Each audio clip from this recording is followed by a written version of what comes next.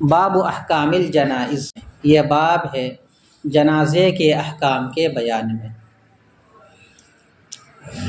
انسان کی دو حالتیں ہیں، ایک حالت ہے حالت حیات اور ایک حالت ہے حالت ممات۔ اس سے پہلے آپ نے جو کچھ پڑھا وہ انسان کی زندگی سے متعلق نماز کے مسائل، اب یہاں سے ان مسائل کو بیان کیا جا رہا ہے جو انسان کے زندگی کے بعد نماز سے متعلق مسائل ہے۔ یہ مناسبت ہے باب احکام الجنائز کا ماحول کتاب الصلاۃ، وہ بھی نماز ہے یہ بھی نماز ہے، لیکن اس سے پہلے جو بھی احکام بیان کیا گیا وہ زندگی کے نماز سے متعلق مسائل ہے۔ اب یہاں سے جو احکام بیان کیا جائے گا وہ زندگی کے بعد یعنی موت کے بعد سے متعلق جو مسائل ہے جس کے باب کے اندر بیان کیا جائے گا، اور اسی سے متعلق جو اور احکامات ان کے ہو سکتے ہیں بعد الممات ان کو اس باب کے تحت لایا جائے گا۔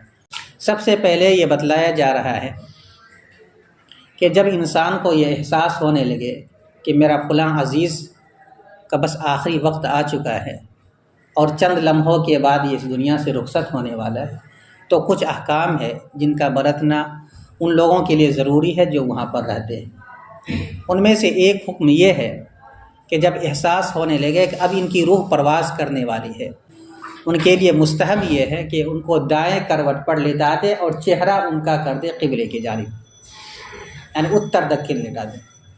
دوسرا طریقہ یہ ہے کہ اس کو چت لٹا دے ایسے، اور سر کے نیچے کوئی تکیہ وغیرہ رکھ دے تاکہ چہرہ ان کا قبلے کی جانب ہو جائے۔ ایک کا کام تو یہ کرنا ہے۔ دوسرا کام یہ کرنا ہے کہ ابھی چونکہ انتقال نہیں ہوا ہے تو اس وقت ان کے سامنے نہ زیادہ بلند اور نہ ہی زیادہ آہستہ آواز میں کلمے کی تلقین کرے، یعنی کلمہ پڑھے نہ زیادہ بلند آواز میں اور نہ ہی آہستہ آواز میں، لیکن کلمہ پڑھنے کے وقت شخص سے نہ کہے کہ آپ بھی پڑھیے، اس لیے کہ وہ حالت انتہائی نازک حالت ہوتی ہے اور میت اس وقت یعنی قریب المرگ شخص بہت زیادہ پریشان ہوتا ہے۔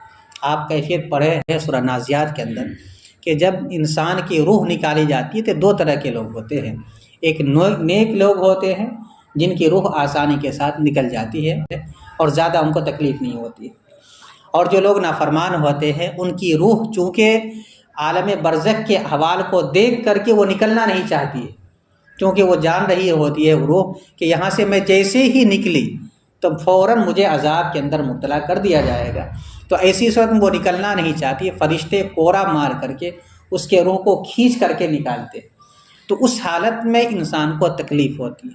بہرحال چاہے وہ مومن ہو، چاہے وہ فرما بردار ہو یا نافرمان ہو، چاہے وہ کافر ہو، ہر ایک کی روح نکالی جاتی ہے مرنے کے وقت، اور اس روح کے نکالنے میں فطرتاً تکلیف ہوتی ہے، تو اس تکلیف کی حالت میں لوگ پریشان ہوتے ہیں۔ تو اس لیے اب اس حالت میں مرنے والے شخص کو یہ نہیں کہا جائے کہ پڑھو کلمہ لا الہ الا اللہ محمد رسول اللہ، اس لیے کہ اللہ کے رسول نے فرمایا کہ جس شخص کا آخری کلمہ طیبہ ہو تو وہ جنت میں جائے گا، من کان آخر کلمۃ لا الہ الا اللہ دخل الجنہ۔ اس روایت کے پیش نظر وہ تلقین نہ کرے کہ تم بھی پڑھو، اس لیے کہ ہو سکتا ہے کہ وہ اس پریشانی کی حالت میں انکار کر دے، تو آپ کے کہنے کی وجہ سے تو وہ ایک نافرمان انسان ہو گیا، انکار کر دے گا کافر ہو جائے گا۔ اس لیے دوسرا حکم یہ ہے کہ مرنے والے شخص کے سامنے کلمہ پڑھا جائے لیکن نہ زیادہ بلند آواز میں اور نہ ہی زیادہ آہستہ آواز میں، اور مرنے والے شخص کو یہ نہ کہا جائے کہ تم بھی پڑھو، ہاں آپ کے پڑھنے کی وجہ سے ہو سکتا ہے ان کو بھی پڑھنے کی توفیق مل جائے اور اس حدیث کا وہ بھی مستحق بن جائے۔ تیسرا حکم یہ بیان کیا گیا ہے کہ جب ان کا انتقال ہو جائے گا اور ان کو قبر کے اندر لٹایا جائے گا تو مٹی اٹی دینے کے بعد کچھ لوگوں کی رائے یہ ہے کہ اس وقت بھی تلقین کی جائے۔ ایک قول یہ ہے کہ مرنے کے بعد اب تلقین کرنے کی ضرورت نہیں ہے، اور اگر کوئی آدمی اس تلقین پر عمل نہیں کرتا ہے تو ان کو تلقین کرنے کے لیے کہا بھی نہیں جائے گا۔ 3 حکم ہو گیا، اور چوتھا حکم یہ بیان کیا جا رہا ہے کہ مرنے کا وقت جب قریب آ جائے کسی شخص کا تو ان کے رشتہ دار کو یہ چاہیے کہ ان کے پاس جائے، اگر ان کو کسی چیز کی ضرورت ہوگی تو یہ اس وقت کام آئیں گے اور ان کو مدد ملے گی، یا ان لوگوں کو دیکھ کر کے ان کو زیادہ گھبراہٹ نہیں ہوگی۔ کیونکہ جب روح نکالی جاتی ہے تو اس وقت میت کو یا مرنے والے شخص کو بہت تیز پیاس لگتی ہے، تو آدمی رہے گا تو ان سے کہے گا پانی پلاؤ، تو پانی پلا دے گا۔ ٹھیک اسی طریقے سے اگر کسی کے ذمے ان کا بقایا ہے تو وہ معافی تلافی کر لے گا یا ادائیگی کی تلقین کر دے گا۔ اس لیے رشتہ داروں کے لیے، عزیز وقارب کے لیے مناسب یہ ہے کہ اس وقت سے پہلے وہ پہنچ جائے اور ملاقات کر لے، آخری ملاقات، اس لیے کہ اس کے بعد پھر اس دنیا کے اندر رہنے والا نہیں ہے۔ اسی طریقے سے 5واں حکم یہ ہے کہ جو لوگ وہاں جائیں گے ملاقات کرنے کے لیے، ان کو یہ چاہیے کہ وہ سورہ یاسین کی تلاوت کرے، ان کے سرانے بیٹھ کر کے، ان کے آس پاس بیٹھ کر کے آہستہ آہستہ بلند آواز سے سورہ یاسین کی تلاوت۔ اس کی برکت سے روح کا نکلنا آسان ہو جاتا ہے، اور اگر ہو سکے تو وہ سورہ رعد کی بھی تلاوت، اس کے بھی بڑے فضائل ہیں۔ لیکن جو لوگ جائیں گے وہاں پر، ان میں سے ان لوگوں کو نہ جانے دیا جائے جو حالت عورتوں میں سے جو حالت حیض میں ہے یا حالت نفاس میں ہے، یا مردوں میں سے جو حالت جنابت کے اندر ہے، یعنی غسل کرنے کی ان کو ضرورت پیش آ گئی ہے، ان لوگوں کو اس وقت ان کے قریب نہ ہونے دیا جائے، ان کو کہا جائے کہ آپ الگ رہیں، اس لیے کہ اس وقت فرشتے بھی آتے ہیں اور فرشتے ان لوگوں سے دور رہتے ہیں، رحمت کے فرشتے، اس لیے ان کے جانے کے بنیاد پر رحمت کے فرشتے ان کے دور ہو سکتے ہیں۔ اس لیے بہتر ہے کہ یہ لوگ اس وقت نہ جائیں، روح پرواز کر جانے کے بعد پھر یہ لوگ جا سکتے ہیں، غسل بھی دلا سکتے ہیں، جا بھی سکتے ہیں، بیٹھ بھی سکتے ہیں، لیکن جس وقت روح نکلتی ہے اس وقت یہ لوگ نہ جائے تو زیادہ بہتر ہے۔ اسی طریقے سے جب انسان کی روح نکل جائے تو اب چند امور ہے جن کو کرنا چاہیے رشتہ داروں۔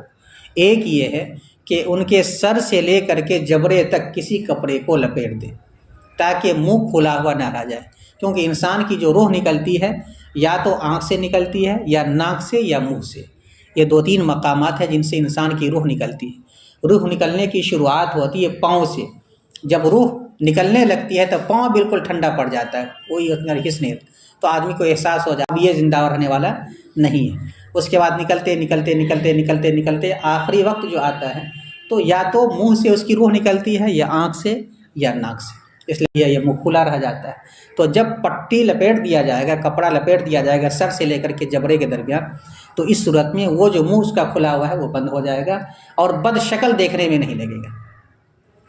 اسی طریقے سے ایک کام یہ بھی کرے گا کہ اس کی آنکھ اگر کھلی رہ گئی ہے تو آنکھ کو بند کر دے۔ تیسرا کام یہ کرے گا کہ جب ان کی روح نکل جائے تو کوئی بھاری چیز، لوہا یا تھوڑا سا پتھر اس کے پیٹ پر رکھ دے تاکہ پیٹ اس کا پھولے نہیں اور پھولنے کے بعد وہ بد شکل نہ لگے۔ اس کے بعد ایک حکم یہ بھی ہے کہ اگر وہ چاہے کہ اس کی موت کی خبر دے رشتہ داروں کو تو دے سکتا ہے، کوئی حرج نہیں ہے، اعلان کر دے کہ فلاں کا انتقال ہو گیا، تاکہ وہ لوگ آئے اور آ کر کے ان کے لیے دعائیں مغفرت وغیرہ کرے، ان کے جنازے کے اندر شرکت کرے اور کثیر تعداد میں لوگ ان کے لیے مغفرت کی دعا مانگیں، تو کوئی حرج نہیں، اعلان کر دیں، مائک سے اعلان کروا دیں، لوگوں سے خبر بھجوا دیں۔ آج کل تو موبائل کا زمانہ ہے، موبائل سے بھی لوگ اطلاع دے دیتے ہیں، تو اطلاع دینے میں کوئی حرج کی بات نہیں ہے، اعلان کیا جا سکتا ہے۔ مقصد یہ ہوتا ہے کہ کثیر تعداد میں لوگ آئیں گے تو ان کے لیے دعائیں مغفرت کریں گے اور اللہ تعالیٰ ان کی مغفرت بھی کریں گے اور ترقی درجات سے بھی اللہ تعالیٰ ان کو نوازیں گے۔ اسی طریقے سے جب روح نکل جائے تو ایک کام یہ بھی کرے کہ ایک تخت کو تیار رکھے جس کو طاق عدد میں دھونی دی جائے اور اس تخت پر اس کو جا کر کے لٹا دے۔ اب وہ جس طرح بھی لٹا دے، اتر دکھن پورب پچھم، اس میں کوئی فرق نہیں پڑتا ہے، بہتر یہ ہے کہ اتر دکھن لٹا دے، یہ کام کرے۔ اس کے بعد بہتر یہ ہے، ایک حکم یہ ہے اس کے بعد کہ اب جتنا جلد ہو سکے اس کے لیے تجہیز و تکفین کا انتظام کرے۔ تجہیز و تکفین میں سب سے پہلا مرحلہ ہے کہ ان کو غسل دیا جائے۔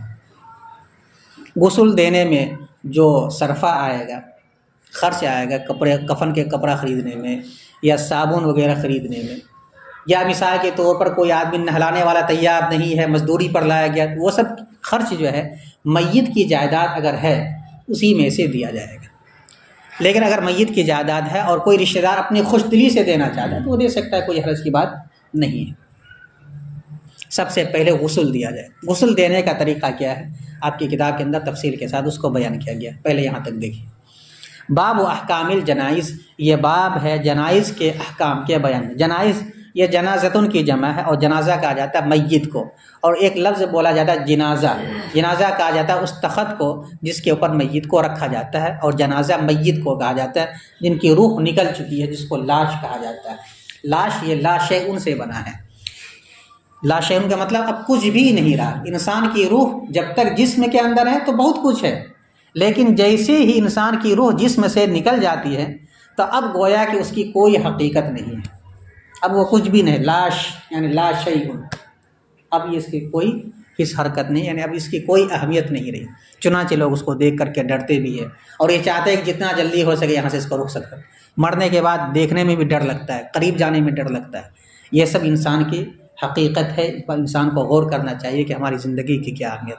جب تک روح ہے تو سب لوگ قدر کرتے ہیں، اور جیسے ہی روح نکل گئی تو اب نام لے کر کے کوئی نہیں پکارے گا، فلاں آدمی کا انتقال ہو گیا، جنازہ تیار ہے، جنازہ قبرستان پہنچ چکا ہے، جنازے پر نماز ہو چکی ہے، جنازے کو دفنا دیا گیا، نام تک بدل جاتا ہے۔ سب سے پہلی چیز مرنے کے بعد جو انسان کی چھینی جاتی ہے وہ نام ہے۔ اب نام لے کے نہیں پکارا جائے گا کہ فلاں صاحب جا رہے ہیں، فلاں صاحب کا جنازہ جا رہا ہے، نام ختم، میت تیار ہو گیا، جنازہ تیار۔ اس لیے انسان کو ان سب چیزوں پر غور کرنی چاہیے، اور وہ سمجھنا چاہیے کہ دنیا کے اندر کس مقصد کے لیے ان کو بھیجا گیا اور اس کی حقیقت کیا ہے۔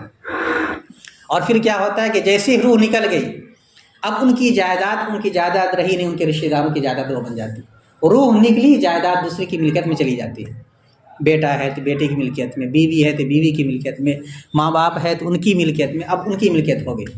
اب ان کی مرضی کے بغیر یہ میت اگر مرنے کے وقت وصیت بھی کر دے اپنی پوری جائیداد کی فلاں جگہ دے دو، اس پر عمل نہیں کیا جائے گا، تھوڑا بہت دیا جائے گا، 1/3، اس سے زیادہ نہیں دیا جائے گا، پتہ چلے کہ جائیداد بھی اس کی نہیں ہے۔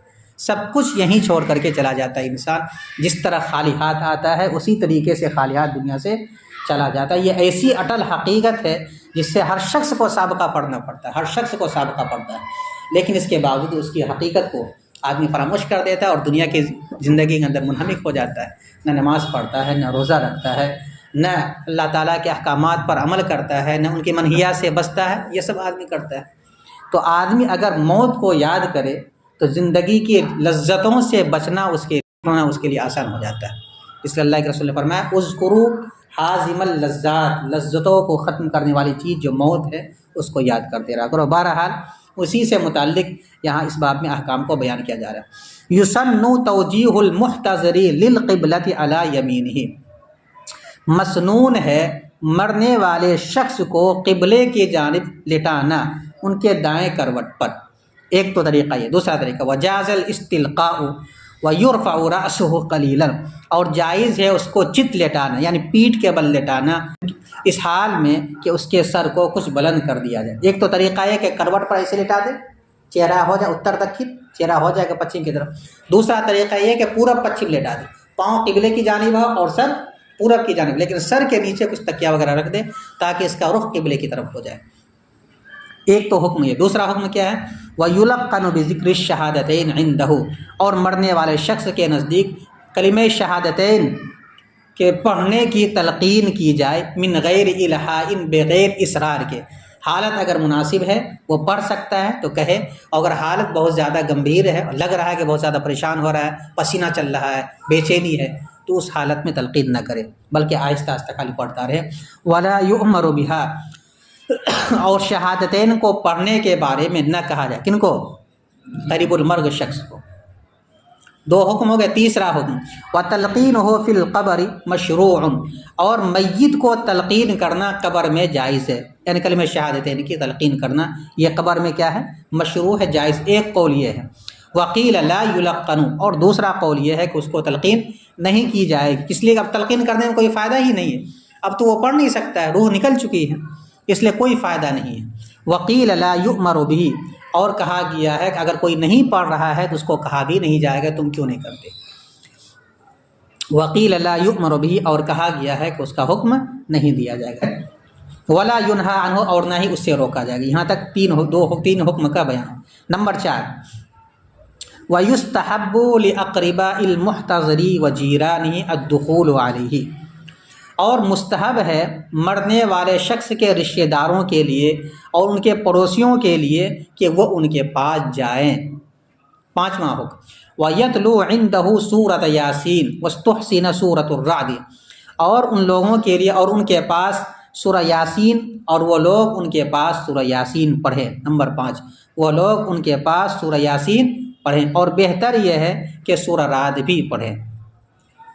نمبر 6، وَاخْتَلَفُوا فِي إِخْرَاجِ الْحَائِضِ وَالنُّفَسَاءِ مِنْ عِنْدِهِ، اور فقہا نے حائضہ عورت اور نفساء عورت کو قریب المرگ شخص کے پاس سے نکالنے کے سلسلے میں اختلاف کیا ہے۔ کچھ لوگوں نے کہا کہ ان لوگوں کو ہٹا دینا چاہیے، اور کچھ لوگوں نے کہا کہ ہٹانے میں کوئی حرج نہ، ہٹا بھی تو اس میں بھی کوئی حرج نہیں، بہتر ہے کہ ہٹا دیا جائے، اس لیے کہ وہ رحمت کے فرشتے کے آنے کی جگہ ہے، آنے کا وقت ہے، اس وقت اگر یہ لوگ رہیں گے تو وہ دور ہو سکتے ہیں، اس لیے ہٹا دینا زیادہ بہتر ہے۔ یہاں تک تو بات ہو گئی کہ ابھی روح پرواز نہیں کی ہے، یہ عمل کرنا ہے۔ روح کے پرواز ہو جانے کے بعد کیا کرنا؟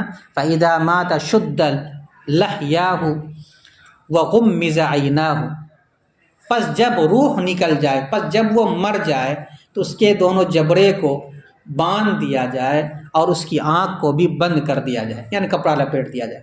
لیکن جو آدمی بند کرے گا اس کی آنکھ کو یا اس کے جبڑے پر کپڑا لپیٹے گا تو اس کے لیے بہتر کیا ہے؟ کہتے ہیں کہ وَيَقُولُ مُغَمِّزُهُ، اس کی آنکھ کو بند کرنے والا شخص کہے گا بسم اللہ وعلی ملت رسول اللہ، میں تمہاری آنکھ بند کر رہا ہوں اللہ کا نام لے کر اور اللہ کے رسول صلی اللہ علیہ وسلم کے بتائے ہوئے طریقے پر۔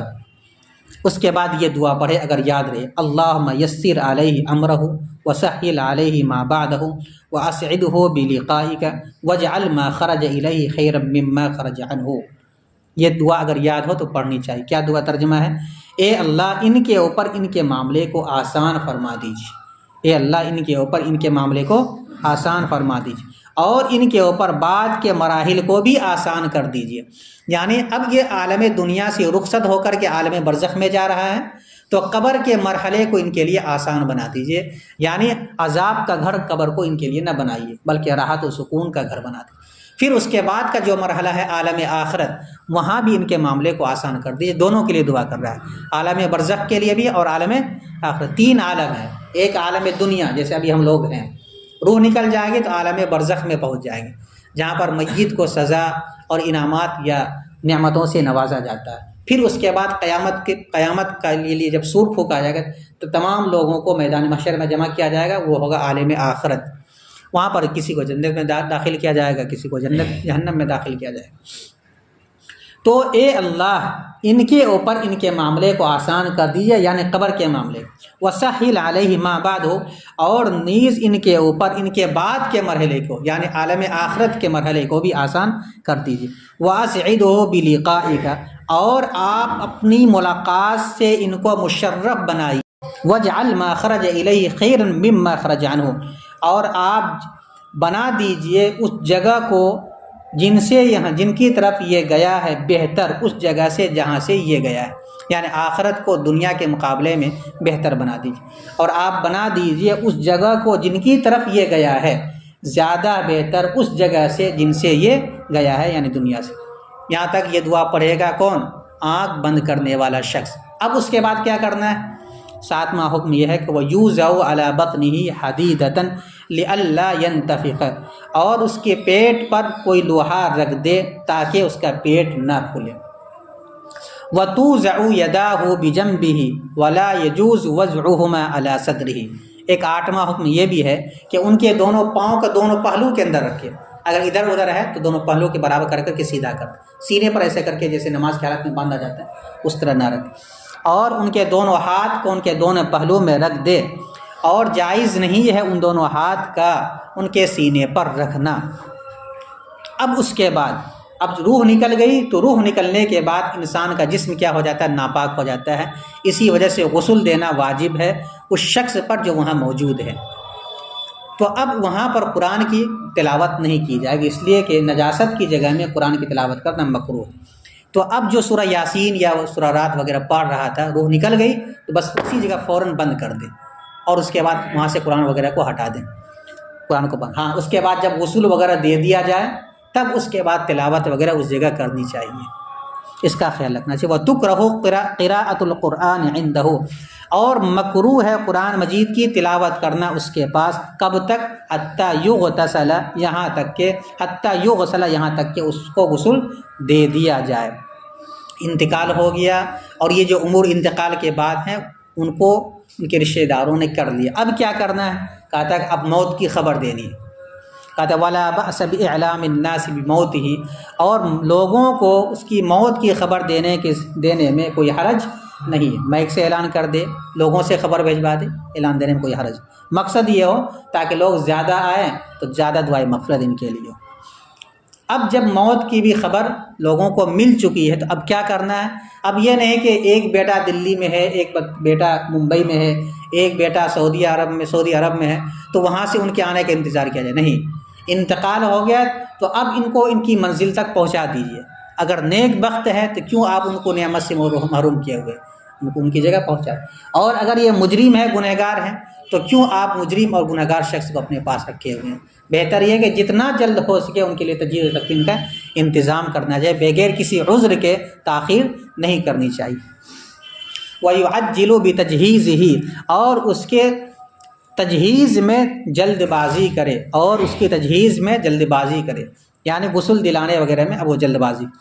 تو اب غسل دلانے کا کیا طریقہ ہوا؟ کہتے ہیں سب سے پہلے ایک تخت تیار کر لے اور اس تخت کو طاق عدد میں دھونی دے دی، لوبان کی دھونی، اگربتی کی دھونی دینے کے بعد وہ تخت کو جہاں پر غسل دینا ہے وہاں لایا جائے، اور اس کے بعد کپڑے سے میت کو لے جا کر کے اس پر رکھے۔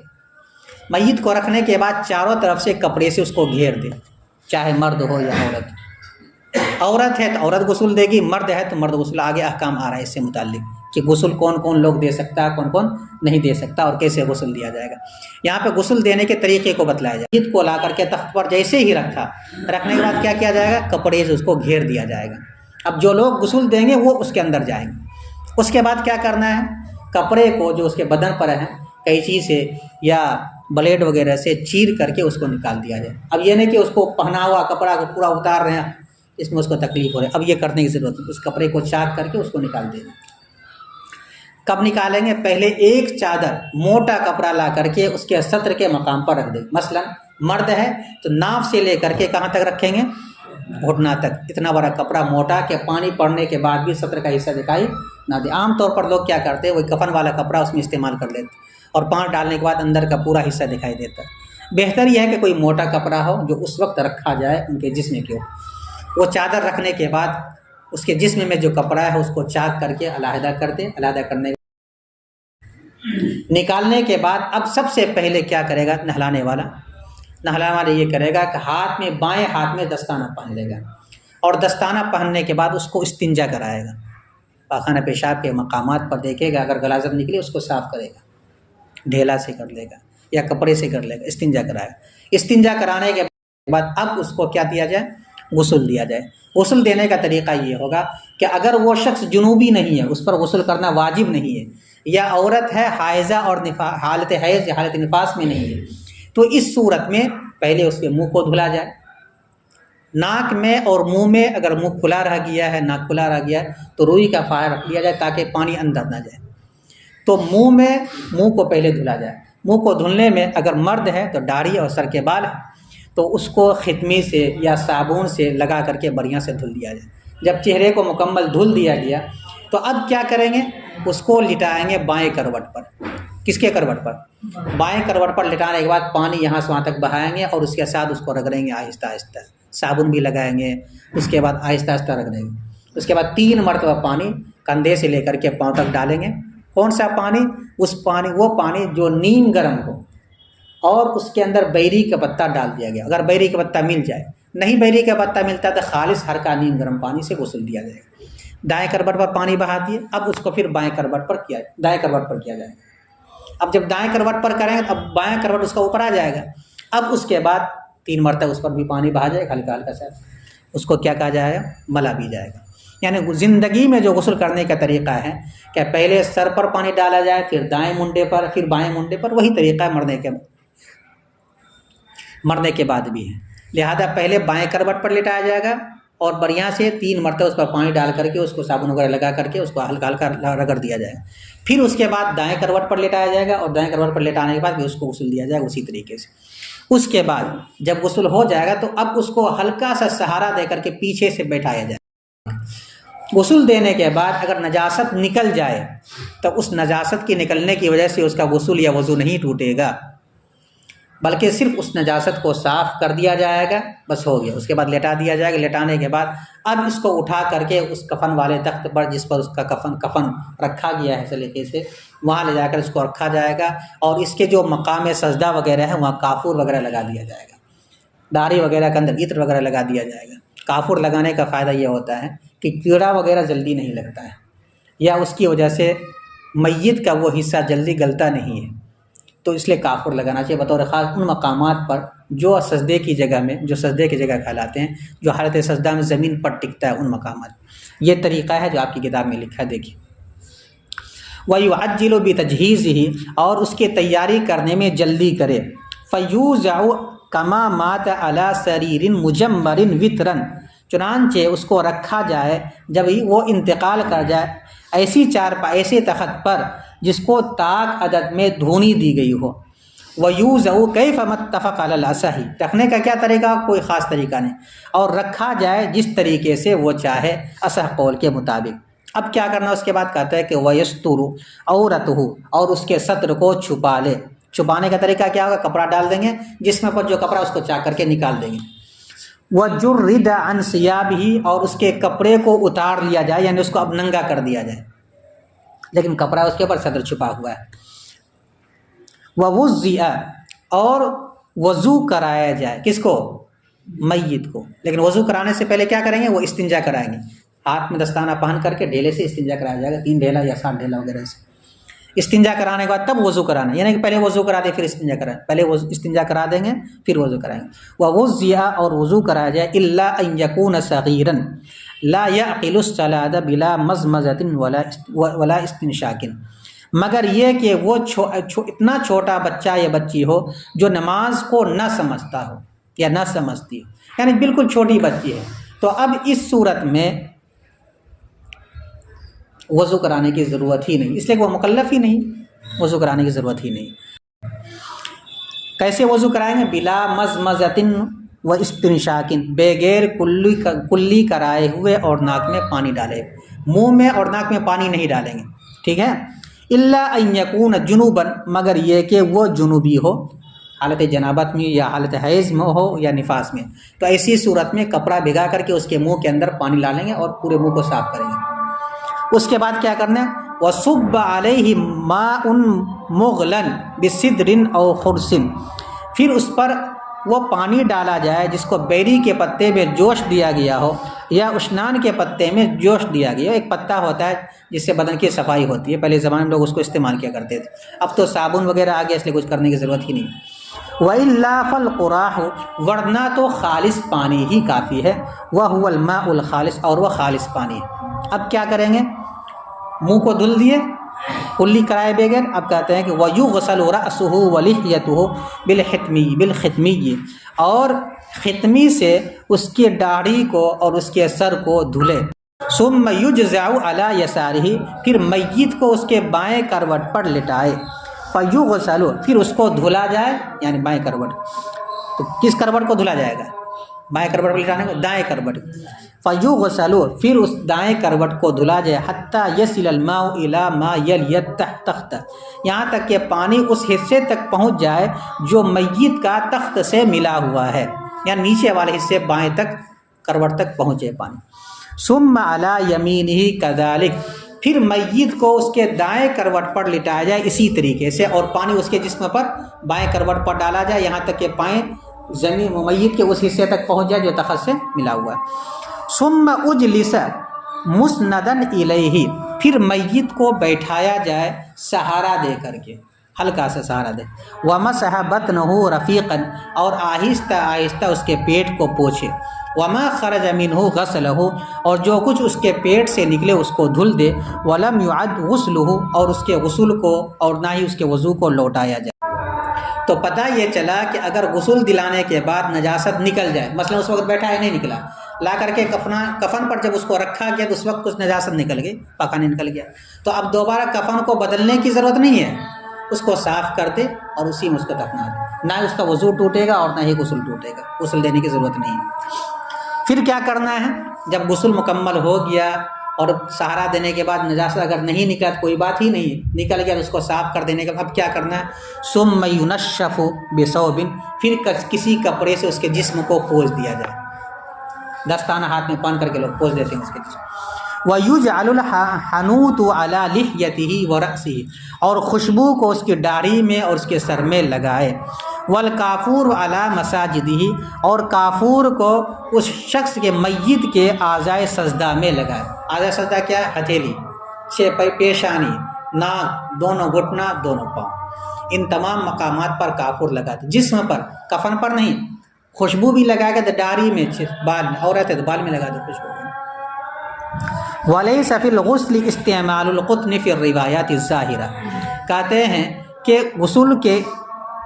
غسل دلانے میں روئی کا استعمال کرنا نہیں ہے ظاہری روایت میں، یعنی سوچے کہ روئی کو استعمال کرتے ہیں منہ میں دھلنے کے لیے یا ناک صاف کرنے، اس کی ضرورت نہیں ہے، نہیں بھی استعمال کرے تو بھی کافی ہے، ضروری نہیں۔ اچھا، جب غسل ہو گیا، غسل دلانے کا نظر آ رہا ہے کہ بال کافی بڑا ہو گیا، موچھ کافی بڑا ہوا ہے، ناخن کافی بڑھا ہوا ہے، چلو کاٹ دیتے، کہتے اب اس کی ضرورت نہیں ہے، اب نہ ناخن کاٹنے کی ضرورت ہے، نہ ہی بال کو تراشنے کی ضرورت ہے، نہ ہی موچھ وغیرہ کاٹنے کی ضرورت۔ وَلَا يُقَصُّ ظُفْرُهُ وَشَعْرُهُ، اب میت کے ناخن کو نہ کاٹا جائے اور نہ ہی اس کے بال کو کاٹا جائے۔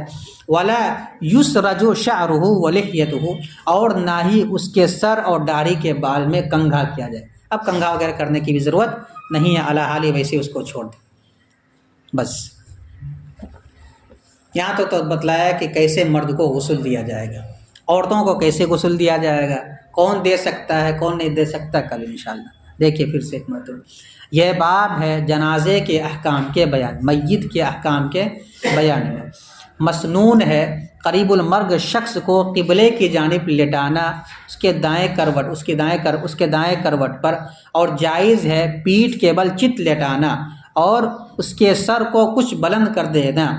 نمبر 2، اور تلقین کی جائے کلمہ شہادتین کے پڑھنے کی قریب المرگ شخص کے پاس بغیر اصرار کے، اور اس کلمتین کو پڑھنے کے بارے میں نہ کہا جائے۔ نمبر 3، اور میت کو تلقین کرنا قبر میں جائز ہے، اور کہا گیا کہ تلقین نہیں کیا جائے گا، اور نہ ہی اس کا حکم دیا جائے گا اور نہ ہی اس سے روکا جائے گا۔